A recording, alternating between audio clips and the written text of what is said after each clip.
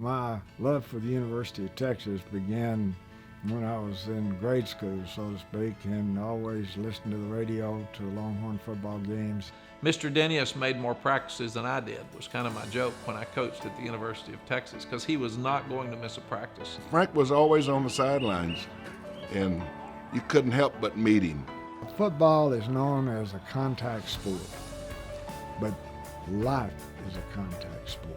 I remember Coach Brown, making it a point to bring Mr. Denius in front of the team and let the players understand, this is what this guy's done with his life. This is the way he's lived. These practice fields that you're on every day, they're named after him for a reason. Frank's love for football to me is just a reflection of his love for the university. And yes, he has kind of adopted the football team, but Frank's adopted the whole university. So much of the culture we know of as Texas and the pageantry around Texas and the traditions around Texas are preserved or even in place at all because of Frank Denius. I'll say this about Frank Denius. Everybody in America ought to wake up every morning and say thank you to Frank Denius and his generation for what they did for our country.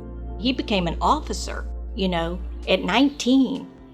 I can't even imagine. I just feel like I was such a child at that age, especially something that Mr. Denius had to go through. The bravery and the courage and leadership that he had to take on because their platoon leader had gotten shot. And my grandfather was just like, somebody's got to do this, and swooped right in and led them, There's no other situation really in life that you experience where your lives are all on the line together and that you must fight as a team. You can live a long life if you know what your purpose is in life.